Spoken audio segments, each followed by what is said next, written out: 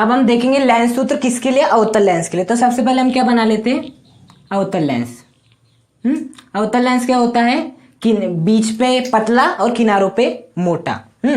ये क्या होता है, आपका मुख्य अक्ष होता है। इस मुख्य अक्ष पे आपका क्या होता है, प्रकाशीय केंद्र, जो कि बेसिकली लेंस का केंद्र होता है। हाँ, अब ये होता है आपका क्या, F1, ये होता है आपका C1।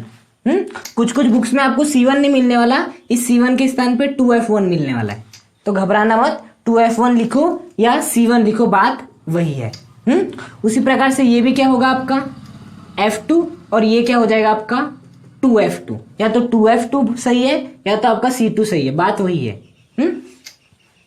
अब आपको क्या रखना है, बेसिकली इस अवतल लेंस के लिए आपको लेंस सूत्र निकालना है। तो आपको एक बिंब की आवश्यकता है, तो मैं वो वाला बिंब क्या मान लेता हूं, आपका बिंब AB मान लेता हूं। बिंब AB है जो कि कहां रखा हुआ है, C1 और इस F1 के बीच में। आप चाहे तो कहीं भी रख सकते हो।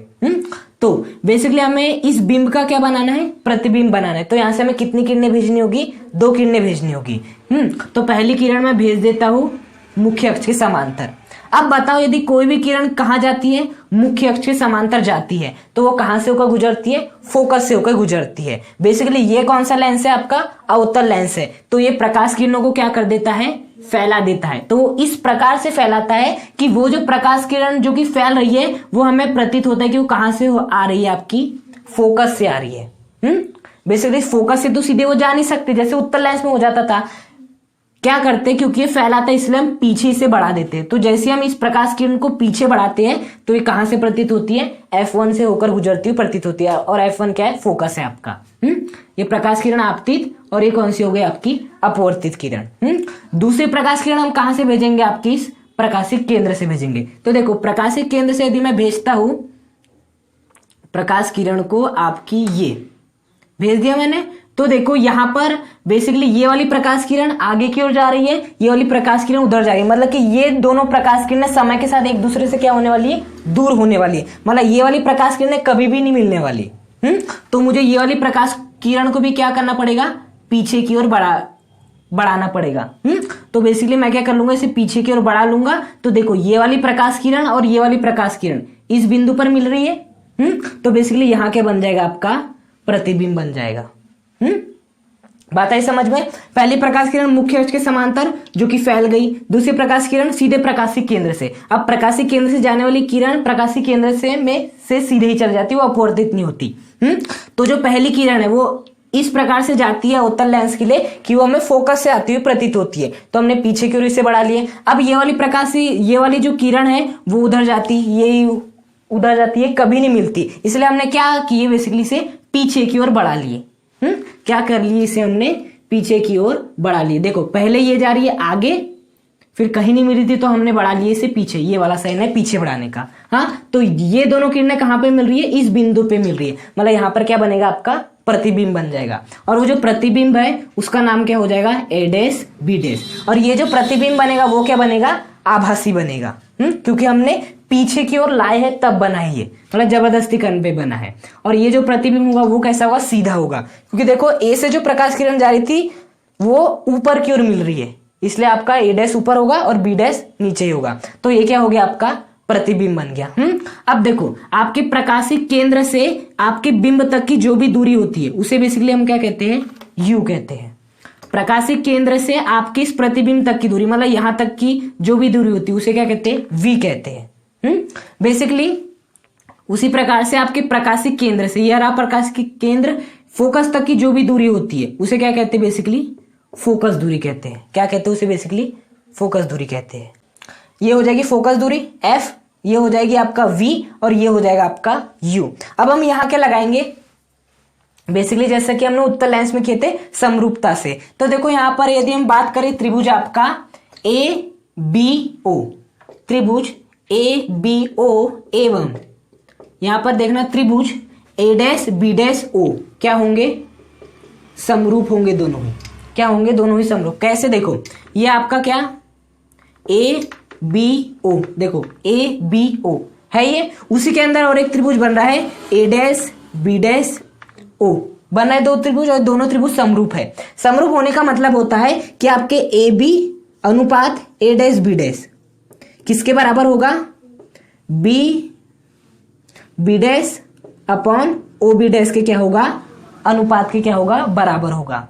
ये वाली भुजा का अनुपात ये वाली भुजा और ये वाली भुजा के अनुपात के बराबर होगा। क्यों? और बेसिकली ये वाला जो दोनों एंगल है, दोनों एंगल कितने डिग्री के? 90 डिग्री के। यदि आपके कोण समान है और आपकी भुजाओं का अनुपात बराबर है तो त्रिभुज क्या होते हैं? समरूप होते हैं। तो मैं आपके त्रिभुज ए बी ओ और ए डैश बी डैश ओ में समरूपता से क्या लिख सकता हूं? ए बी अपॉन ये वाली भुजा के समान ये वाली भुजा है, नीचे क्या आ जाएगा? ए डैश बी डैश। उसी प्रकार से ये वाली भुजा, नहीं बी बी डैश नहीं आने वाला, बी बी डैश गलती से बोल दिया मैंने, क्योंकि हम बात करें ए बी ओ की। किसकी बात कर रहे हैं? ए बी ओ की। तो यहाँ पे ए बी ओ में ये वाली भुजा के समान कौन सी भुजा है? बी डैश ओ है। तो यहाँ पर क्या आएगा आपका? B O upon B dash O. क्योंकि बी डैश तो ऐसा कोई हमने त्रिभुज लिए ही नहीं है जिसमें कि बी डैश आ रहा होगा। देखो ए बी ओ सीधे हमने यहां तक गए। फिर A dash B dash O B dash तो कोई दिख ही नहीं रहा है, तो आ नहीं सकता, गलती से हो गया था। तो क्या हो जाएगा? A B upon A dash B dash समान भुजा है, उसी प्रकार से B O upon B dash O. ये इससे क्या नाम दे देंगे? समीकरण नंबर 1। उसी प्रकार से देखना आपका त्रिभुज, इसे हम क्या नाम दे देते हैं? बेसिकली आपका एम नाम दे देते हैं। ये क्या होता है? बेसिकली आपका बीच से गुजरने वाला अक्ष होता है। तो देखना यहां पर त्रिभुज एम, ये वाला जो त्रिभुज है, ये वाला जो बिंदु, इसे हमने क्या नाम दिए? M O F 1। त्रिभुज एम ओ एफ 1 व त्रिभुज क्या हो जाएगा आपका? ए डैश बी डैश एफ 1। दोनों ही कौन से त्रिभुज है आपके? समरूप त्रिभुज है। समरूप त्रिभुज क्यों है? क्योंकि देखो यहां पर भी आपका 90 डिग्री का एंगल बन रहा है, साथ ही साथ देखना यहां पर भी आपके कितने डिग्री का एंगल बन रहा है? 90 डिग्री का ये एंगल बन रहा है। तो जो इनकी संगत भुजाएं होगी, मतलब कि मैं बोल सकता हूं एम ओ, देखो इसके संगत कौन सी भुजा है? ये वाली भुजा। मतलब मैं क्या लिख सकता हूं? M O upon A dash B dash बराबर, और क्या मैं लिख सकता हूं? O F 1 upon B dash F 1, O F 1 upon B dash F 1। इतनी बात आई समझ में?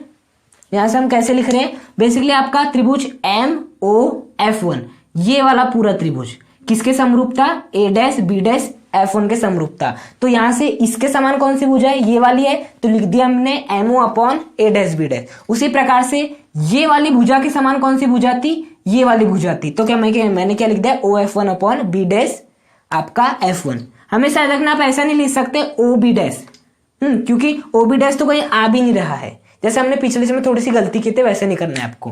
बेसिकली ओ एफ 1, देखो ओ एफ 1 आ रहा है, ओ बी डैश कहीं भी नहीं आ रहा है, तो वो संभव ही नहीं होगा। आप चाहे तो जो समरूप त्रिभुज लोग है ना, वहां से भी समझ सकते हो, M O upon A dash B dash, फिर O F 1 upon B dash F 1, ऐसा भी समझ सकते हो, जैसी आपकी मर्जी। हाँ, अब देखना ये वाला जो एम ओ है वो जस्ट किसके बराबर है? इस ए बी के बराबर है।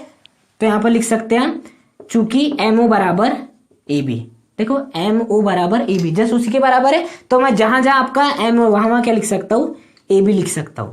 तब यदि इसे मैं क्या दे दूं? समीकरण नंबर 2 नाम दे दूं। तो देखना समीकरण नंबर 1 और समीकरण 2 का, दोनों का बाह्य पक्ष के आपस में बराबर है। इसका भी बाह्य पक्ष वही है, इसका भी बाह्य पक्ष वही है। ये इसके बराबर है, ये इसके बराबर है, मतलब ये इसके बराबर होगा। हाँ, यदि मैं लिखूं 5 4 के बराबर है और 5 3 के बराबर है, इसका मतलब क्या है कि 4 किसके बराबर है? 3 के बराबर है, बोल सकते हैं। बेसिकली यहां पर 5 का मतलब संख्या से नहीं है, 5 लोगों से है। हाँ, 5 लोग 4 लोग के बराबर है, 5 लोग 3 लोग के बराबर, मतलब 4 लोग किसके बराबर है? 3 लोग के बराबर है। ऐसा तो कभी संभव नहीं कि 5 वाली संख्या 4 वाली संख्या के बराबर हो जाएगा। हाँ, तो यहां से मैं क्या लिख सकता हूं? B O upon B dash O बराबर क्या हो जाएगा आपका? O F 1 upon B dash F 1। आई बात इतनी समझ में? कैसे लिखे हमने? बाएं पक्ष बराबर था तो दाएं पक्ष को भी क्या कर दिया? आपस में बराबर कर दिए। अब देखना ये भी ओ के पदों में है, प्रकाशिक केंद्र से दूरी मापते हैं, तो ये भी ओ के पदों में, ये भी ओ के पदों में, लेकिन ये ओ के पदों में है क्या? नहीं है, तो हमें इसे ओ के पदों में चेंज करना पड़ेगा। अब देखना जो आपका बी डैश एफ 1 है, बेसिकली ये जो आपका बी डैश एफ 1 है उसे हम कैसे लिख सकते हैं? हाँ, O F 1 minus O B dash. देखो ओ एफ 1 में से यदि मैं ओ बी डैश को माइनस कर दूंगा तो मुझे क्या मिल जाएगा? F 1 B dash. तो मैं यहां पर लिख सकता हूं एफ 1 बी डैश। जहां जहां आपका बी डैश एफ 1 है आपका F1 बी डैश है, वहां क्या लिख सकते हैं, O F1 minus O B dash. तो रख दो ओ F1 अपॉन ये इसकी वैल्यू कितनी है, O F1 minus O B dash, हाँ बराबर बी ओ को आप ऐसे भी लिख सकते हो O B upon O B dash. आई बात इतनी समझ में। अब देखो सब किसके पदों में आ गए, ओ के पदों में आ गए। अब लगाएंगे कार्तीय चिन्ह परिपाटी और हमारा बेसिकली रखेंगे, तिर्यक गुणा करेंगे, आंसर आ जाएगा। तो देखो ओ F1 क्या है, प्रकाशिक केंद्र से F1 तक की दूरी, और प्रकाशिक केंद्र से F1 तक की जो भी दूरी है उसे हमने क्या नाम दिया है, स्मॉल f नाम दिया है। तो बेसिकली इसकी वैल्यू कितनी हो जाएगी, स्मॉल f। लेकिन हम बताओ किस दिशा में माप रहे हैं, इस दिशा में माप रहे, प्रकाश की दिशा है उस ओर, हम माप रहे इस ओर, तो हमें क्या लेना पड़ेगा, माइनस का f लेना पड़ेगा। क्या लेना पड़ेगा, माइनस का f। उसी प्रकार से हम बात कर लेते हैं ओ बी डैश की। तो देखो ओ से लेके बी डैश तक की जो भी दूरी उसे क्या माने हैं, v माने हैं। तो यहां पर हम क्या लिखेंगे, v प्लस की माइनस क्यों, बेसिकली हम इधर है ओ बी डैश, हम जा रहे इधर की ओर, इसलिए क्या लिखेंगे हम, माइनस का v। यदि उधर रहते तो प्लस का v। उसी प्रकार से यदि मैं बात करूं ओ बी की वैल्यू क्या हो जाएगी, ओ से लेके बी तक की वैल्यू कितनी है, u है, और बेसिकली ये भी क्या हो जाएगी, माइनस u, क्योंकि ओ बी इस साइड में आ रहा है, इस साइड में जितनी भी दूरी होती है उसे क्या लेते हैं, निगेटिव लेते हैं। हाँ तो अब क्या करना है, हमें मान रख देना है बेसिकली। तो देखो यहाँ पे क्या था आपका ओ F1 अपॉन क्या आया था आपका, O F1 minus O B dash is equal to क्या आया था आपका, O B upon O B dash आया था ये। यहाँ पर क्या रख देंगे, मान रख देंगे। तो देखो ओ F1 का मान कितना है आपका, माइनस का f। देखो ओ F1 का मान कितना है, माइनस का f। ओ F1 का मान कितना है, माइनस का f। ओ बी डैश का मान कितना है, माइनस का v। हाँ उसी प्रकार से ओ बी का मान कितना है आपका, माइनस का u। उसी प्रकार से ओ बी डैश का मान कितना है आपका, माइनस का v।